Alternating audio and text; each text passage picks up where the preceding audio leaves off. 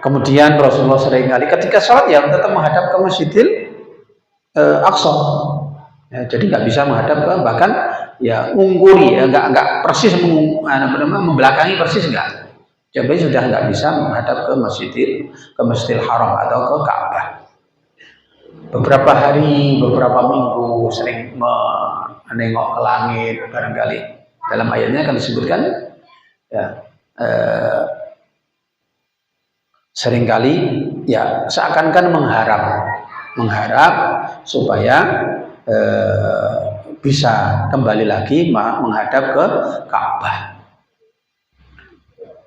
Ka'bah itu sangat tinggi bagi Rasulullah, bagi umat Islam, bagi orang Arab dan bagi umat Islam. Rasulullah itu cucunya Abdul Muthalib.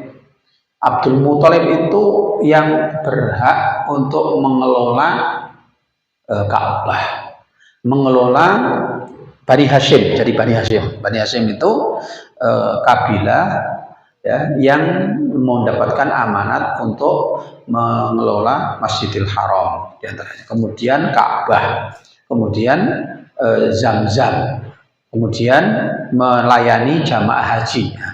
Yang paling besar adalah dari Bani Hashim. Rasulullah ini cucunya Abdul Muthalib, pemimpin kabilah pada waktu itu. Sejak kecil, kemudian remaja dan sebagainya, hatinya sangat tergantung atau terpaut erat dengan Ka'bah. Nah, begitu cintanya Rasul kepada Ka'bah sehingga sedih beliau tidak bisa menghadap ketika sholat menghadap ke Ka'bah. Kemudian turunlah ayat ketika Rasulullah di Kuba, ya ketika di Kuba turun ayat bahwa diperintahkan untuk menghadap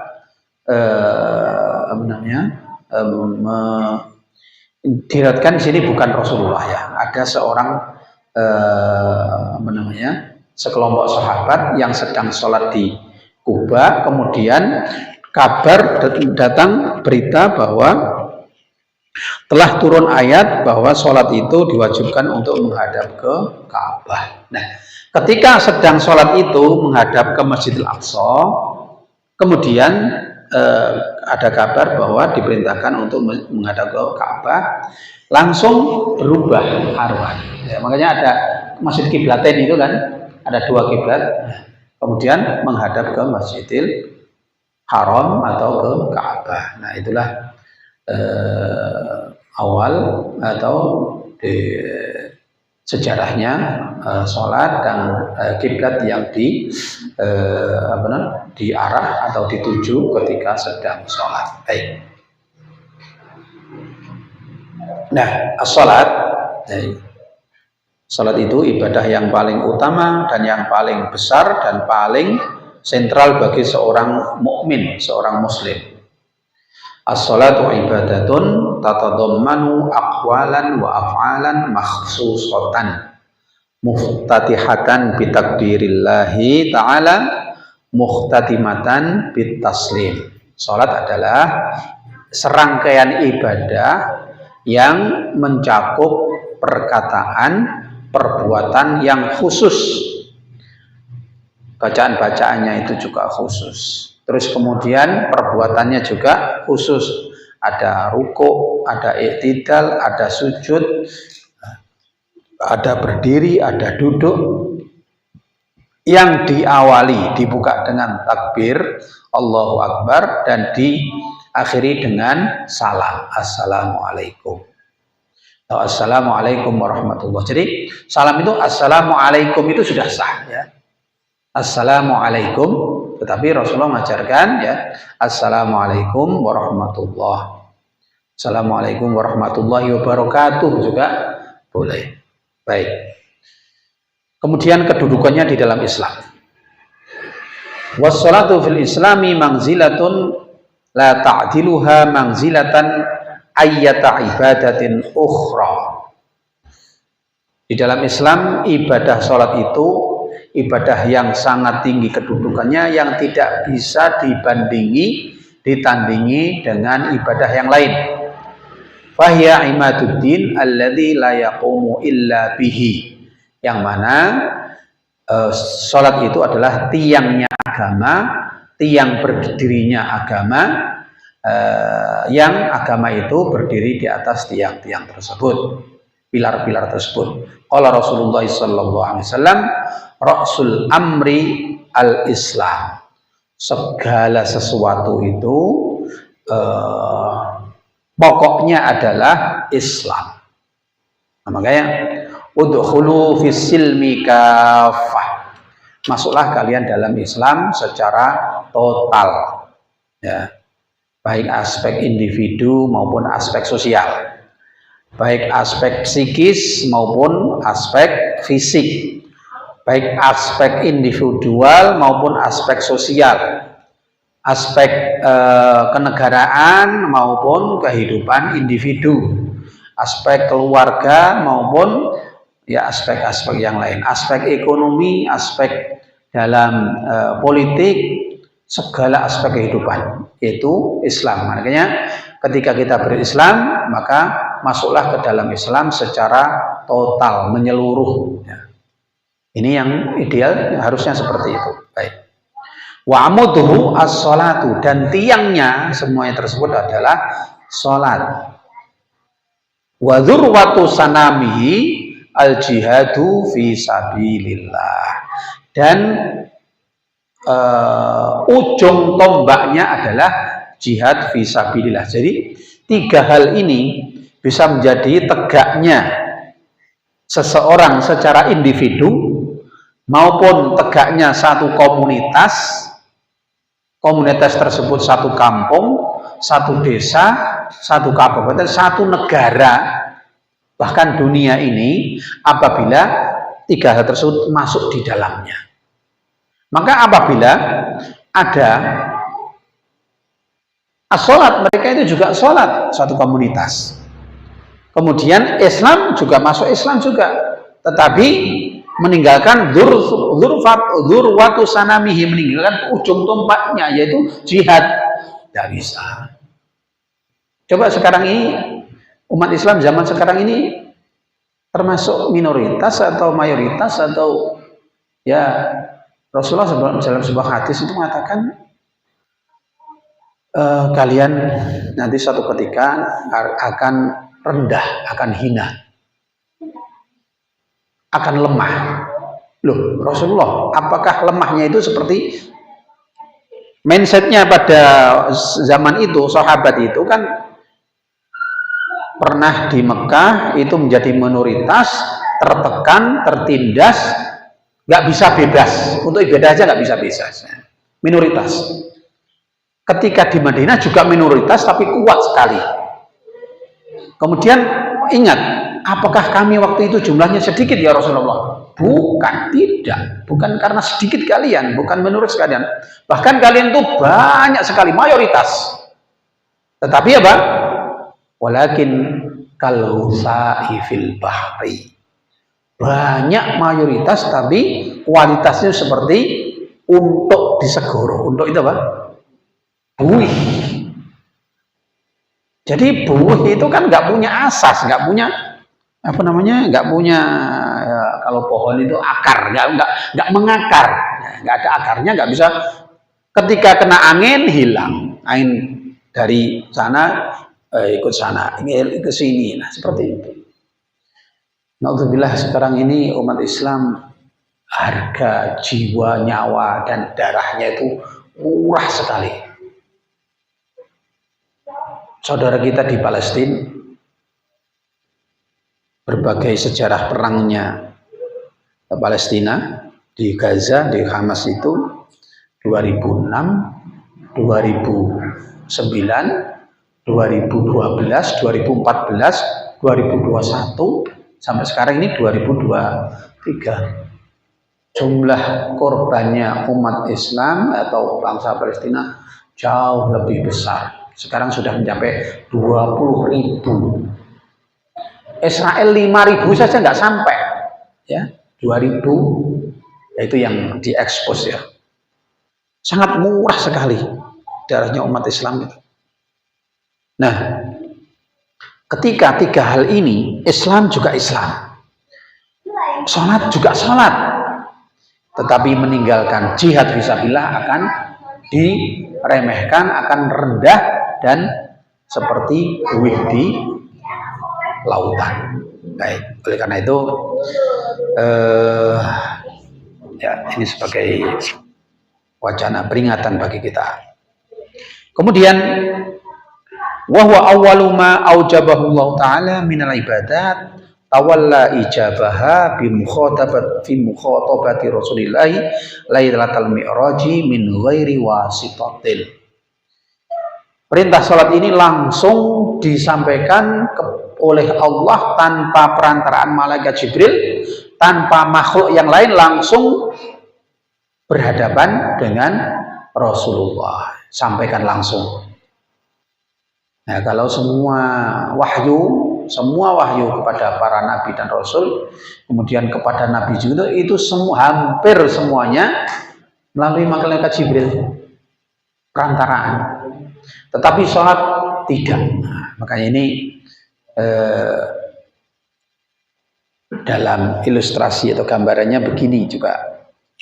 Semua hukum-hukum dalam Islam, misalnya bagaimana hukumnya haid, itu juga wa yas'alunaka 'anil mahidhi, ya. Qul, katakanlah wahai Muhammad bahwa haid itu ada. Kemudian mereka wa yas'alunaka 'anil khamri wal maisiri. Mereka itu tanya kepadamu tentang judi dan narkoba. Katakanlah wahai Muhammad, ya. Jadi melalui perantaraan, katakanlah gini. Kalau mereka tanya gini, katakanlah gini. Kalau mereka tanya begini, jawab seperti ini. Nah, khusus dalam hal tauhid beda. Rasulullah, Allah Subhanahu wa taala dalam surat Al-Baqarah mengatakan, "Wa idza salaka ibadi anni fa inni qaribun." Wahai Muhammad, apabila hambaku itu tanya kepadamu tentang aku, siapa Tuhan, siapa Allah, di mana Allah, dan bagaimana Allah. Kemudian langsung jawab, bukan kul, bukan, katakanlah, jawablah, bukan, tapi fa inni, saya ini qaribun, dekat dengan hambaku. Dalam sebuah ayat lain sebutkan aqrabu min hablil warid. Hubungan Allah dengan hambanya, dengan manusia itu seperti ini nadi dengan dirinya. Nah, itu sangat dekat sekali, menjadi sentral. Ketika nadi terputus, maka ya riwayat orang sebut tamat. Jadi dekatnya seperti itu. Nah, demikian juga bab akidah. Fa inni qaribun ujibu da'watad da'i. Saya itu sangat dekat dengan hambaku apabila ya saya akan mengabulkan mengabulkan permintaan hambaku apabila bertanya atau minta kepadaku. Ya. Ujibu da'watad da'i idza da'an falyastajibu li wal yu'minu bi. Maka apabila dia berhajat perlu kepadaku, makanya mintalah langsung kepadaku tanpa perantaraan. Ya. Misalnya itu dalam apa yang dikatakan sholawat badar itu, sholatullah salamullah ala toha rasulillah, sholatullah salamullah ala yasin habibillah, ya. Tawassalna bi bismillah wabil hadi Muhammad wabil hadi Rasulillah. Kemudian wa kulli mujahidin lillah bi ahlil badri ya Allah. Nah, ini kan tawassalna, tawassul, perantaraan. Nah, ini enggak diajarkan berkontraproduktif dengan ayat ini tadi. Wa idza sa'alaka ibadi anni fa inni qaribun. Ya. Dekat sekali. Ujibu da'watad da'i idza da'ani falyastajibu li, supaya minta kepadaku langsung. Ya, wal yu'minu bi, dan percaya kepadaku. Oh, sudah percaya kepada Allah kok masih percaya kepada yang lain, bahwa dengan keutamaan ini si fulan ini bisa menjadi perantaraan untuk diijabahi doa. Nah, ini berkontraproduktif dengan ayat ini jelas. Atau kemudian mereka mengatakan, nah ini kan kita hubungan dengan Allah itu kan seperti ini ya. analoginya itu nggak masuk akal, atau bahkan dari sisi akal nggak masuk akal dan bertentangan akidah. Seperti ini, kalau kita minta kepada presiden, kita nggak punya nomor teleponnya, nggak punya hubungan, alumni juga nggak ada hubungan sama sekali. Bagaimana? Ya kita minta orang yang dekat dengannya. Nah, ini sangat ya rendah sekali penghinaan. Jadi menyamakan, menganalogikan Allah dengan presiden, kemudian menganalogikan manusia dengan ya rakyat dengan ya manusia. Itu sangat tidak sepadan atau bahkan menyamakan hubungan. Nah, ini sangat khatir atau berbahaya di dalam tauhid. Nah,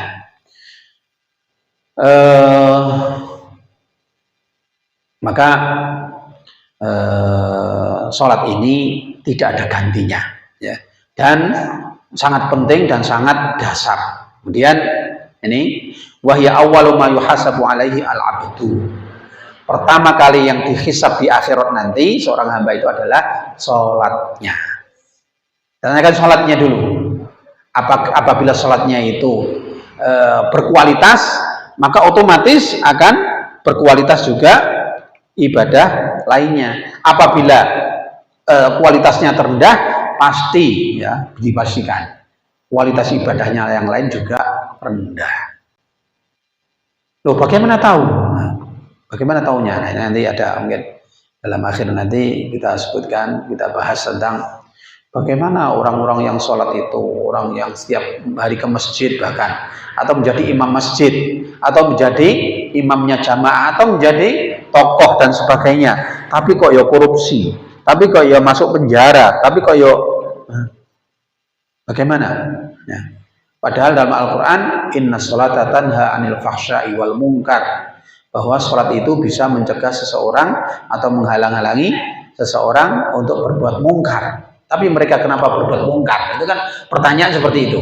Kenapa? Sering kali dalam kajian-kajian itu, Ustadz, saya lihat itu orang rajin ke masjid.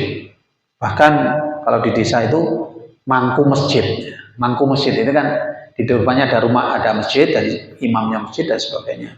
Tapi kenapa kok perbuatannya seperti itu? Bahkan perbuatannya keji. Mereka juga sholat. Oh, apa? Kalau sholatnya itu berkualitas, maka ibadah yang lain akan juga berkualitas. Baik.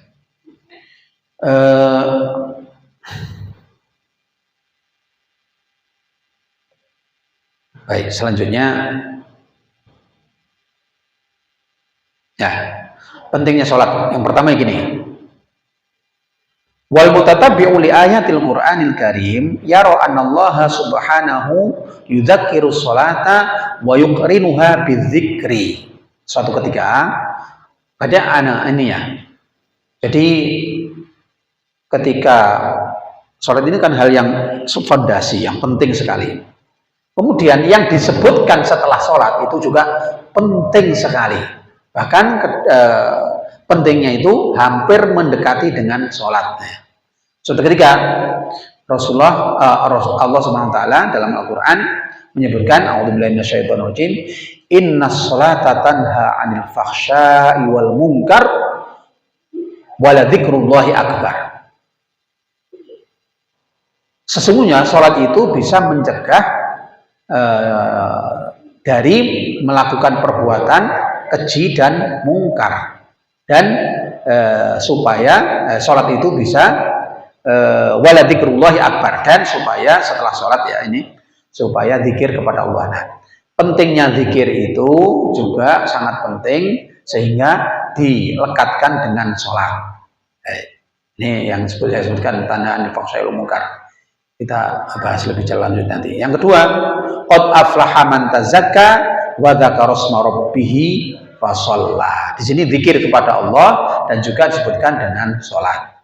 Kemudian dalam ayat lain disebutkan wa aqimis sholata lidzikri, dan dirikanlah, tegakkanlah sholat untuk mengingatku, zikir kepadaku. Nah, zikir itu sangat penting. Setiap saat, di mana saja, kecuali di WC. Nah, ketika kita berjalan naik sepeda motor atau naik mobil, ya. Zikir kepada Allah, subhanallah, alhamdulillah, istighfar, astagfirullah, Allahu akbar. Itu lebih mendekati perintah Allah ini daripada kita memikirkan yang di rumah tadi. Misalnya kita berangkat kerja, anak saya tadi atau keluarga saya, atau nanti di kantor nanti memikirkan sesungguhnya, ya sesungguhnya ini untuk melatih juga ya.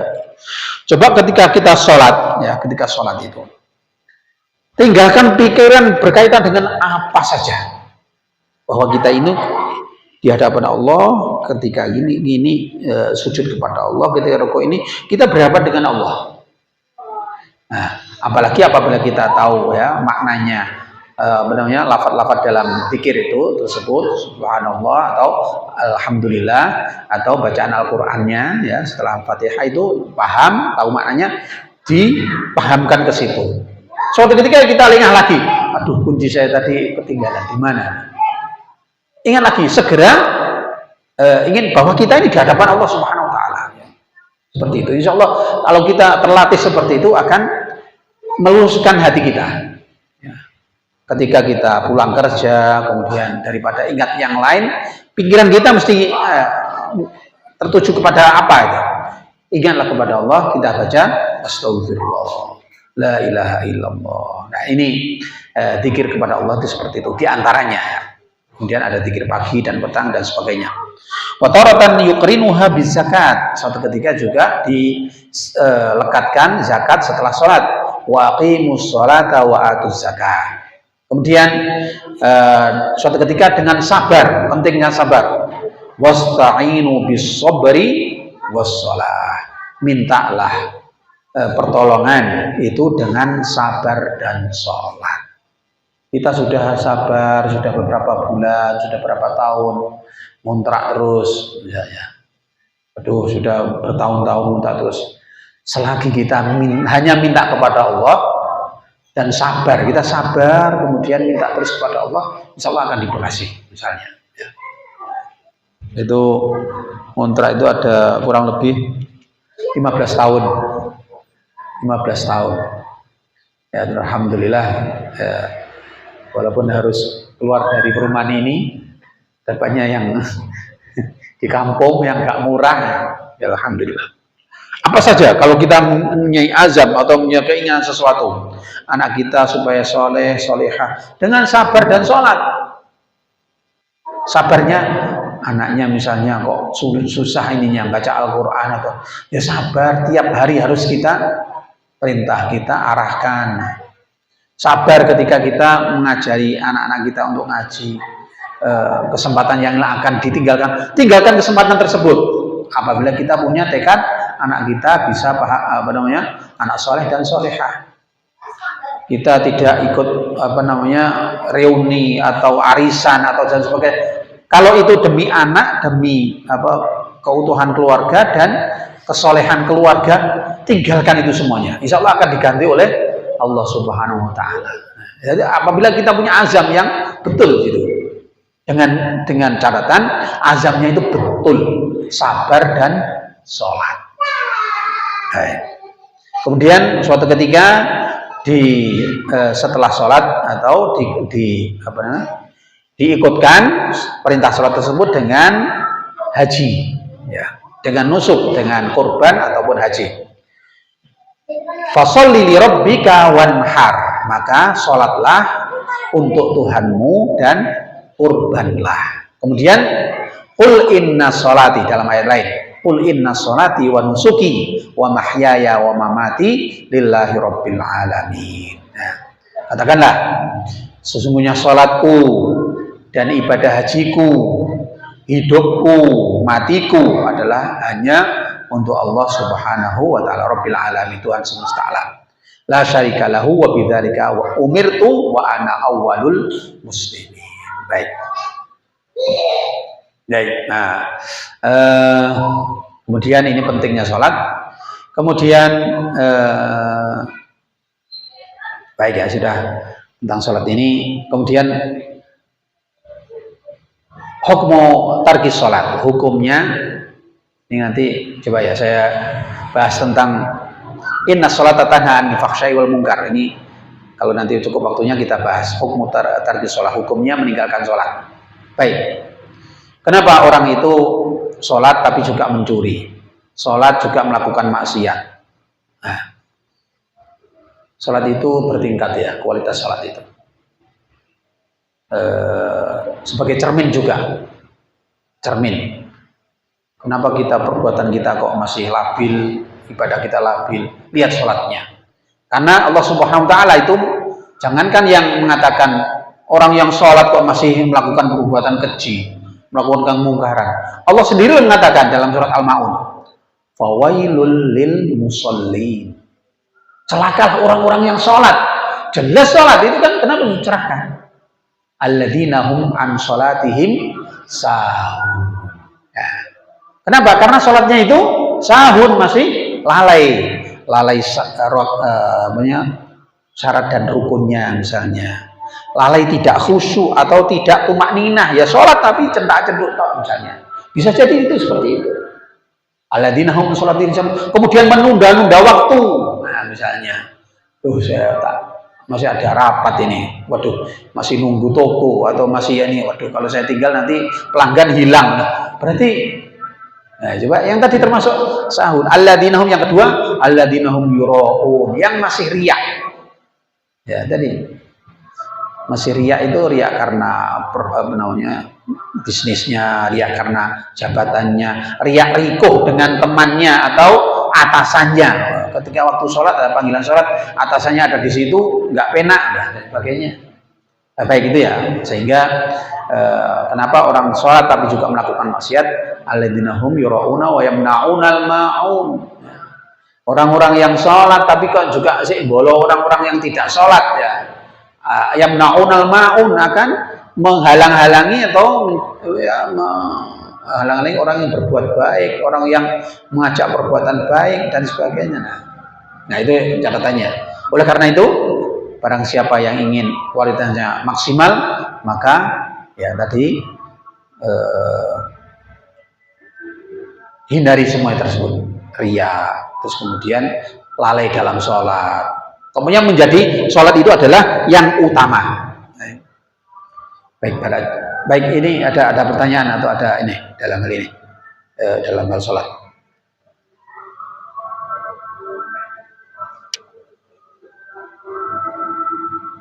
Baik, kalau nggak ada pertanyaan, baik. Kemudian hukum tarkis sholat, hukumnya meninggalkan sholat. Ada dua versi yang sini. Ada al-haditsu al-musarrahah bi kufrihi fahiyah. Yang pertama, orang yang meninggalkan sholat itu hanya dihukumi ingkar, kafir. Hadisnya disebutkan an Jabir qala Rasulullah sallallahu alaihi wasallam bainar rajuli wa bainal kufri tarkus sholat. Jarak antara seseorang ya, dengan kekafiran itu sholat.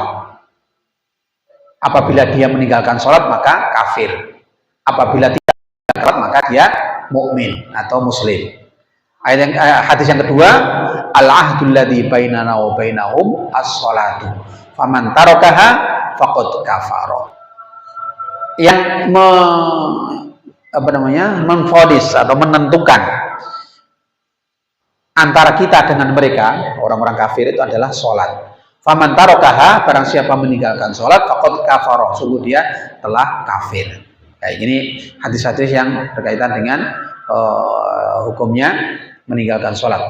Man hafadhu alaina kanat lahu nuran wa burhanan wa najatan yaumal qiyamah. Wa man lam yuhafid alaiha lam takun lahu nuran wala burhanan wala najatan wa kana yaumul qiyamati ma'a Qarun wa Fir'aun wa Haman wa Ubay ibnu Khalaf. Nah, ini orang yang melakukan sholat maka di akhirat nanti akan mendapatkan nur, cahaya, dan